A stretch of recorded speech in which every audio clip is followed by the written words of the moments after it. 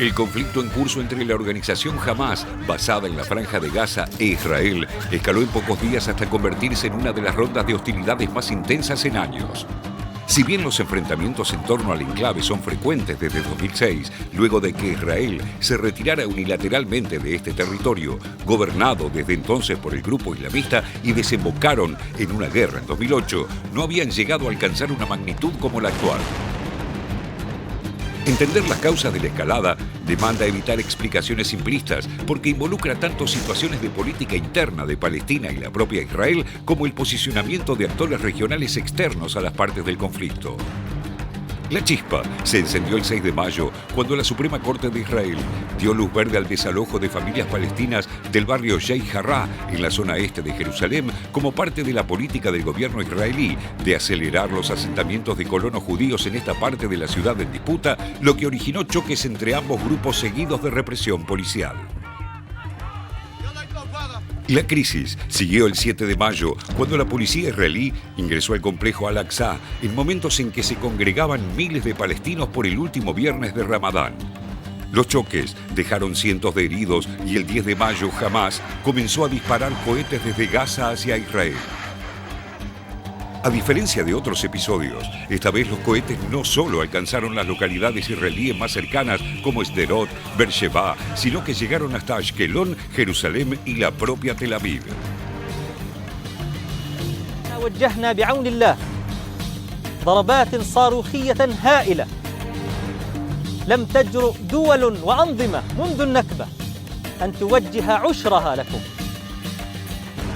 فقرار قصف تل أبيب والقدس وديمونة وعسقلان واسدود وبئر السبع وما قبلها وما بعدها من مدننا المحتلة أسهل علينا من شربة الماء إذا استبيح أقصانا.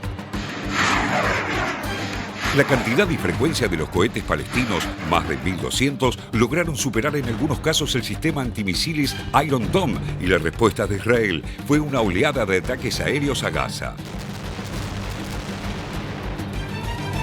La prensa de Israel destaca que la intensidad de la ofensiva de Hamás sorprendió a su país. Usualmente, y a pesar de la asimetría de sus capacidades militares, ambas partes limitan la duración de las hostilidades en torno a Gaza por cuestiones políticas e intentan presentarlas respectivamente como un triunfo luego de un alto el fuego. Pero esta vez las cosas parecen diferentes. Hamás estaría decidida a sacar ventaja de la situación en detrimento de sus rivales de Al-Fatah, a cargo de la Autoridad Nacional Palestina, presentándose como la única facción palestina capaz de defender los lugares sagrados y responder militarmente a Israel. Y a reforzar la idea de que la decisión del presidente Mahmoud Abbas de posponer las elecciones legislativas del 22 de mayo se debe a su temor de ser derrotado electoralmente por los islamitas. What happens at Al-Aqsa Mosque is of course, of great concern to Palestinians who belong in that place, this being the Palestinian territory occupied by Israel, and to Muslims worldwide, as I said. So, and Hamas is clearly making a bid for leadership of the Palestinian national movement, trying to stand up and act in a place where the existing Palestinian Authority in the occupied West Bank is not standing up. El primer ministro Benjamín Netanyahu también se encuentra en un callejón político. No logró formar gobierno luego de 4 elecciones en 2 años y enfrenta un complejo frente judicial por las causas de corrupción en su contra. La explosión del conflicto instala una urgencia de seguridad que pospone sus principales problemas políticos. Ambas partes llegaron a un punto en el que resulta difícil retroceder. אזרחי ישראל, אנחנו מתמודדים במערכה עם שתי חזיתות. החזית האחת, עזה. אמרתי שאנחנו נגבה מחיר כבד מאוד מהחמאס ומשאר ארגוני הטרור, ואנחנו עושים זאת ונמשיך לעשות בעוצמה רבה. המילה האחרונה לא נאמרה, והמבצע הזה יימשך ככל שידרש כדי להשיב את השקט והביטחון למדינת ישראל. Algunos analistas ven también la mano de Egipto alentando la ofensiva de Hamás, sobre el que ejercen una importante influencia al controlar el único paso al exterior del enclave luego de que sus intentos de mediar al inicio del conflicto fueran rechazados por Tel Aviv. El grupo islámico estaría también recibiendo financiación de parte de Qatar, extrañamente tolerada por Tel Aviv, y apoyo de Turquía, lo que debilita la interlocución de la Autoridad Nacional Palestina de Jordania y a través de ellos de Estados Unidos, con un Biden que aún no mostró sus cartas en el conflicto de Medio Oriente. Reacomodamientos que vuelven impredecible el desarrollo de esta nueva crisis.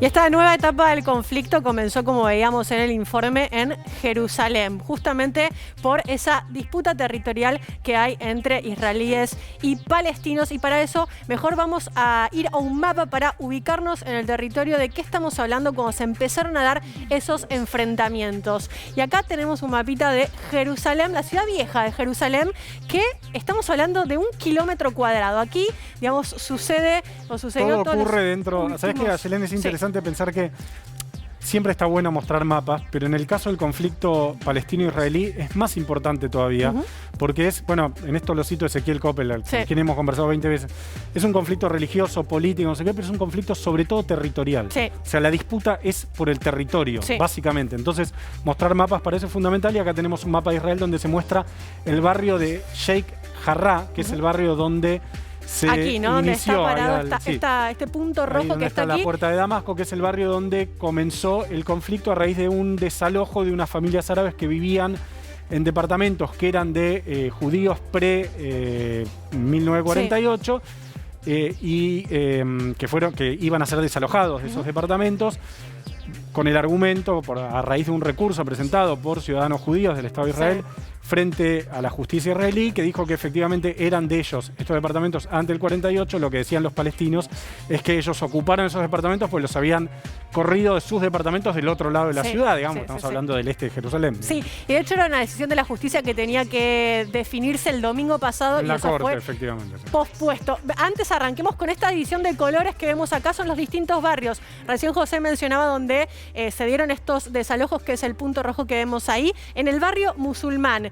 También tenemos el barrio judío, más aquí abajo, el barrio armenio y también el barrio cristiano. Por supuesto, una ciudad donde confluyen 3 religiones, la musulmana, judía y cristiana, y es por eso también la disputa donde tantos palestinos como israelíes la consideran su capital, y es por eso esa tensión que hay histórica en esta zona. Y ahí donde vemos es donde también vimos esos, en la mezquita de Al-Aqsa, donde vimos también esos gases mientras estaban los palestinos rezando, gases de la policía israelí que terminó desalojando, y todo el conflicto, de hecho, entre los palestinos y la policía israelí se dio en la explanada de las mezquitas, que es la zona esa que vemos ahí además, Ayelen, con un día importante en el Ramalá, que es la fiesta más importante del calendario musulmán, que a su vez coincidió con una fiesta importante del calendario judío, donde había un grupo de judíos ortodoxos que querían pasar por un lugar donde estaban rezando los musulmanes o los palestinos,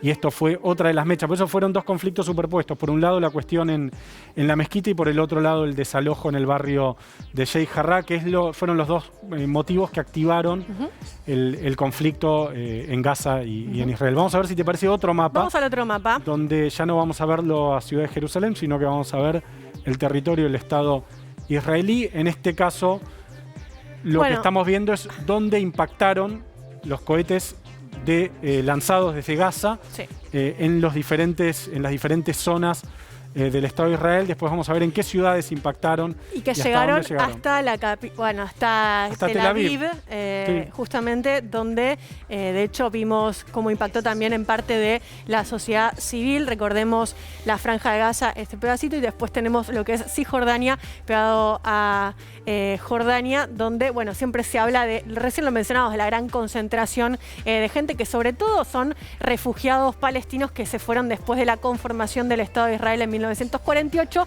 y pasaron a concentrarse sobre todo en esa zona.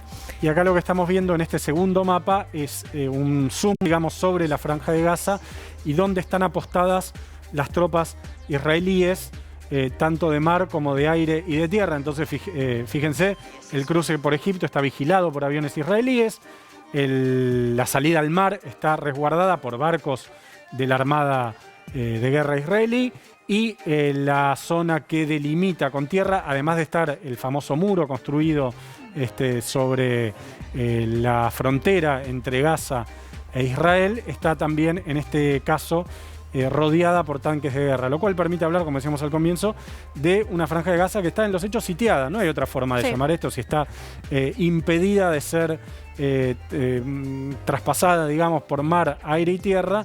La franja de Gaza está en los hechos sitiada por las tropas israelíes. Esa es la situación entonces, y eso es lo que está ocurriendo entre Israel y el pueblo palestino, en uno de los momentos, decíamos, más difíciles, quizás desde el 2014, cuando se produjo aquella invasión terrestre sobre el territorio de Gaza.